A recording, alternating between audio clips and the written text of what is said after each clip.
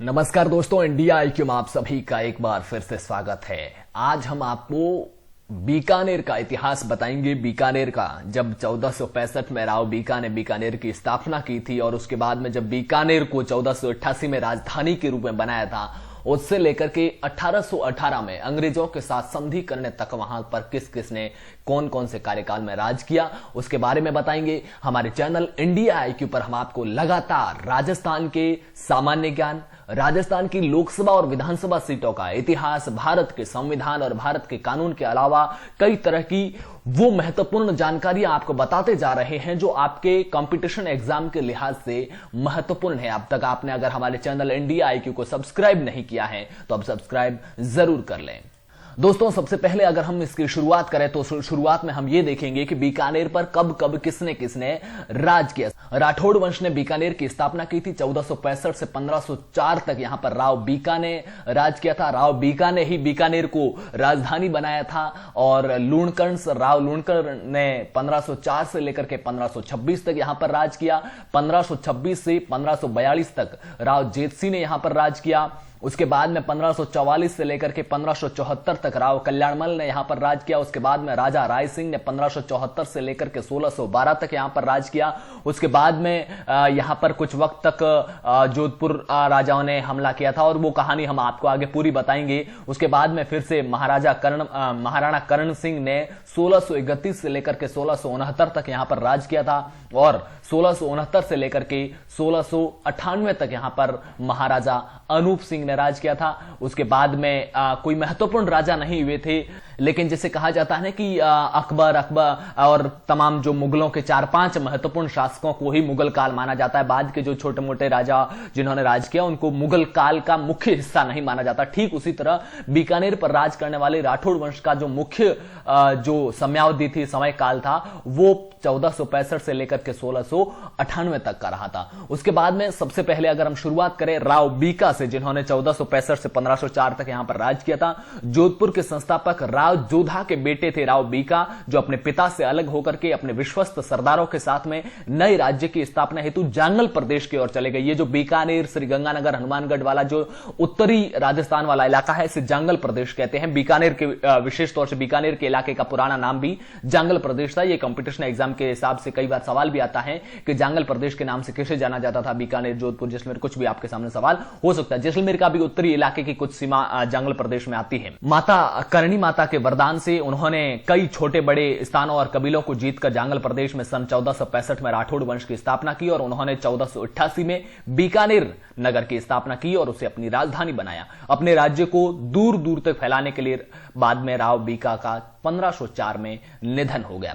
राव बीका के बाद में राव लूणकर्ण। अब ये जो आप स्क्रीन पर देख रहे हैं, ये बीकानेर के किले की, जो जूनागढ़ का किला कहा जाता है, इसे उसकी तस्वीरें हैं।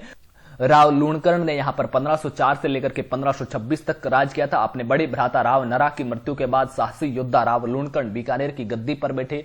लूणकर्ण ने अपने पराक्रम से बीकानेर राज्य का काफी विस्तार किया। जैसलमेर नरेश रावल जेतसी को हराकर उन्होंने समझौते के लिए बाध्य किया। सन 1526 में उन्होंने नारनौल के नवाब पर आक्रमण कर दिया, परंतु ढोसा स्थान पर हुए युद्ध में वे मारे गए और उसके बाद में उनके बेटे राव जेतसी बीकानेर की गद्दी पर बैठे। राव जेतसी 1526 से लेकर के 1542 तक बीकानेर की गद्दी पर बैठे। अपने पिता की मृत्यु के बाद राव जेतसी ने बीकानेर की बागडोर संभाली। इनके समय में बाबर के पुत्र और लाहौर के शासक कामरान ने सुदृढ़ किले भटनेर को सन 1534 के आसपास आक्रमण कर अपने अधिकार में कर लिया। इसके बाद कामरान ने बीकानेर पर आक्रमण किया और एक बार तो उस पर कब्जा भी किया, परंतु राव जेतसी ने 26 अक्टूबर 1534 को एक मजबूत सेना इकट्ठी कर कामरान पर आक्रमण कर लिया और अप्रत्याशित आक्रमण से मुगल सेना बीकानेर छोड़कर भाग खड़ी हुई और राव जेतसी विजयी हुई।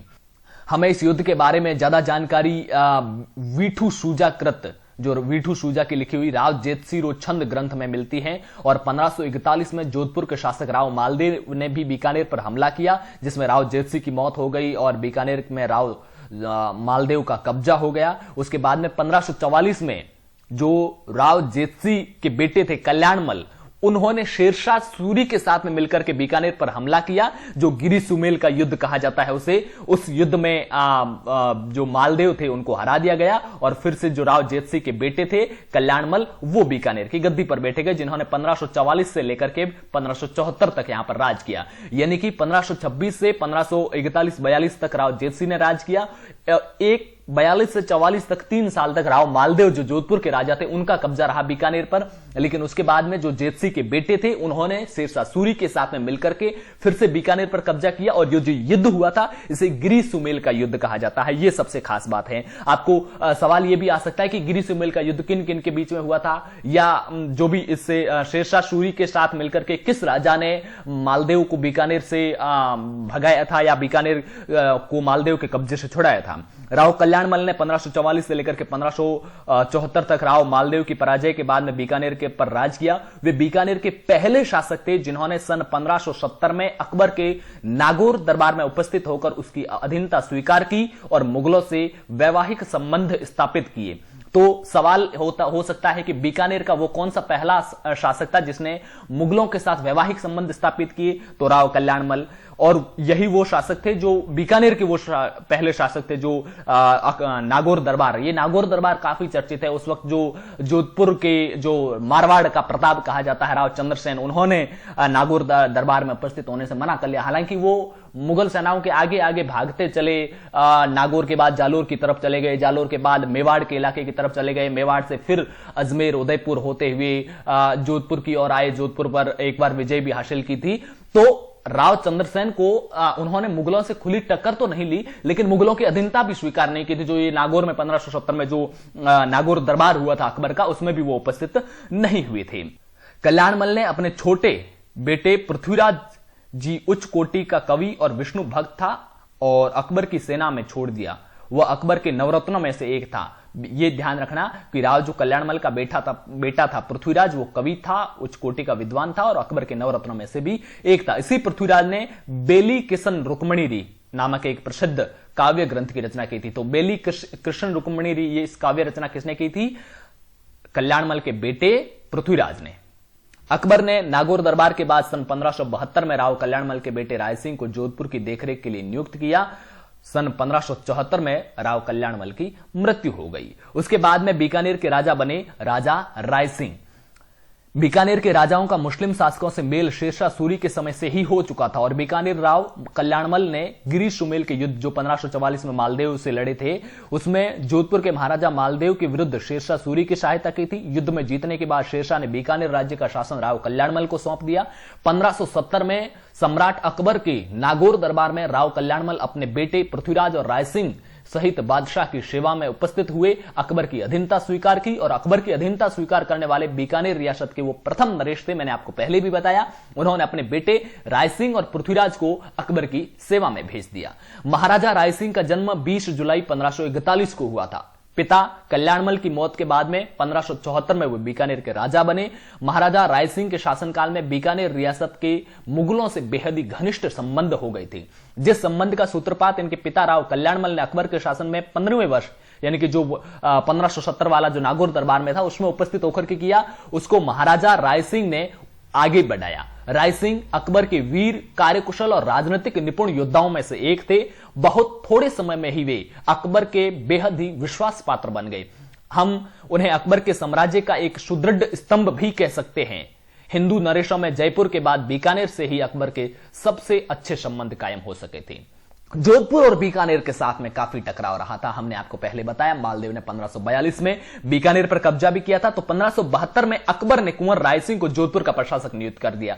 क्यों? क्योंकि उस वक्त राव चंद्रसेन, मैंने जो आपको पहले बताया, वो जोधपुर को छोड़ करके चले गए थे। क्यों चले गए? क्योंकि वो 1570 के नागौर दरबार जो अकबर का था उसमें उपस्थित नहीं हुए, जिससे नाराज होकर के अकबर ने जोधपुर पर चढ़ाई की। तो चंद्रसेन जोधपुर छोड़कर आगे बढ़ गए और जोधपुर कब्जा करके अकबर ने ये जोधपुर राय सिंह को सौंप दिया। कब? 1572 में। अब कुछ मुख्य लड़ाइयां हैं वो बताते हैं। 1573 में कठोली की लड़ाई, गुजरात के मिर्जा बंधुओं के विद्रोह का दमन करने हेतु भेजी गई शाही सेना में राय सिंह शामिल थे।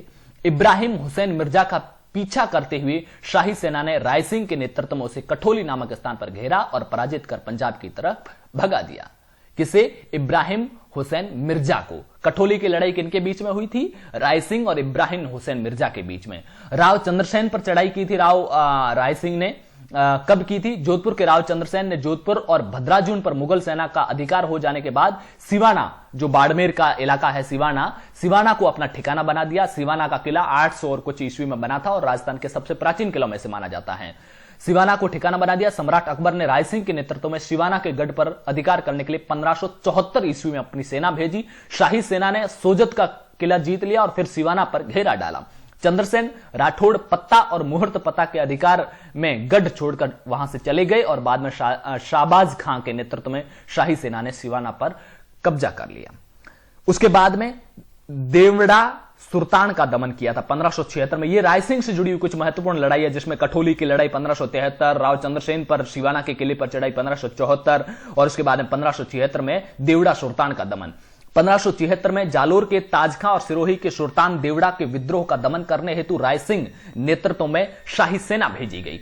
ताजखां और सुल्तान ने राय सिंह के समक्ष उपस्थित होकर बादशाह की अधीनता स्वीकार कर ली। शहजादा सलीम, जिसे जहांगीर भी कहते हैं, उन्होंने राय सिंह के प्रति अधिक विश्वास था। यही कारण था कि बादशाह अकबर के बीमार पड़ जाने पर शहजादा सलीम ने राय सिंह को ही जल्दी से जल्दी अकबर के जो दरबार में आने का बोला कि भाई अकबर बीमार पड़ गए, अब आगे की क्या रणनीति बनाई जाए। राय सिंह दानवीर और ज्ञानी बहुत थे। मुंशी देवी प्रसाद ने उन्हें राजपुताने का कर्ण कहा था और बीकानेर इन्होंने अपने मंत्री करमचंद की देखरेख में 1889 से लेकर 94 में जूनागढ़ किले का निर्माण कराया। अब देखिए, बीकानेर को राजधानी किसने बनाया? राव बीका ने। लेकिन जो बीकानेर में जो जूनागढ़ किला है उसका निर्माण किसने कराया था?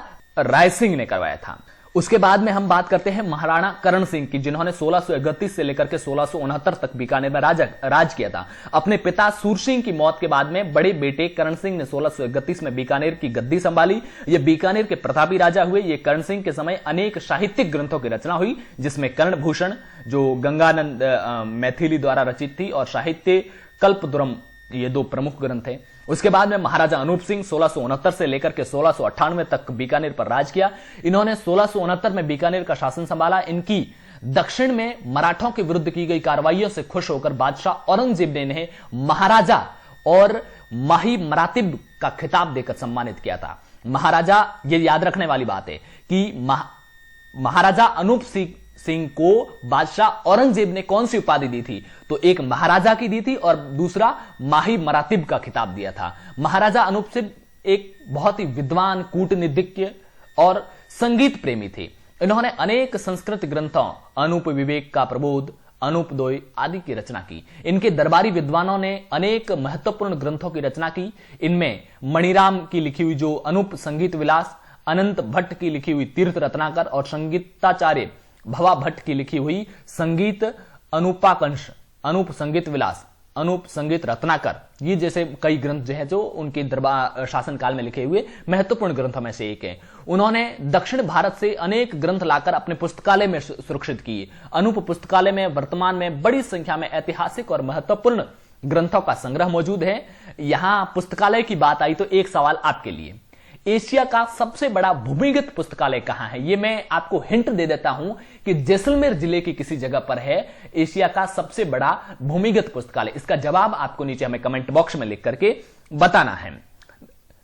दयालास की बीकानेर राठौड़ और ख्यात बीकानेर, ये एक ग्रंथ है, बीकानेर राठौड़ और ख्यात, एक ये हमारी भाषा का स्थानीय भाषा में नाम रखा हुआ है। जोधपुर की बीकानेर के राठौड़ वंश का वर्णन है और तत्कालीन बीकानेरी नरेश सूरत सिंह ने मार्च 1818 में ईस्ट इंडिया कंपनी के साथ सुरक्षा संधि कर ली, जो कि जो रियासत थी जो अंग्रेजों के साथ ईस्ट इंडिया कंपनी के साथ लगातार संधियां कर रही थी। मार्च 1818 में बीकानेर रियासत ने ईस्ट इंडिया कंपनी के साथ संधि कर ली और राज्य में शांति व्यवस्था करने में लग गए। इस प्रकार बीकानेर ब्रिटिश प्रभुत्व के अधीन चला गया।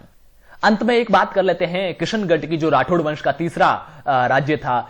इसकी स्थापना 1609 में जोधपुर के शासक मोटा राजा उदय सिंह के बेटे किशन सिंह ने की थी।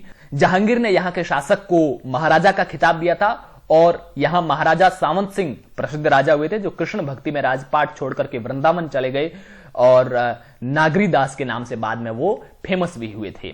चलिए दोस्तों, हमारा ये वीडियो पसंद आए तो लाइक जरूर कीजिए। और एक जो आपसे सवाल किया था हमने कि जैसलमेर जिले के अंदर एक वो कौन सी जगह है जो जहां एशिया का सबसे बड़ा भूमिगत पुस्तकालय, इसका जवाब आपको नीचे हमें कमेंट बॉक्स में लिख करके बताना है। इस वीडियो को अपने दोस्तों के साथ व्हाट्सएप पर शेयर जरूर करें और हमारे चैनल इंडिया आईक्यू को अगर आपने अब तक सब्सक्राइब नहीं किया है तो सब्सक्राइब जरूर कीजिए। इस वीडियो को लाइक कीजिए, अपने दोस्तों के साथ शेयर कीजिए। मिलेंगे अगले वीडियो में, तब तक के लिए नमस्कार, जय हिंद, जय भारत।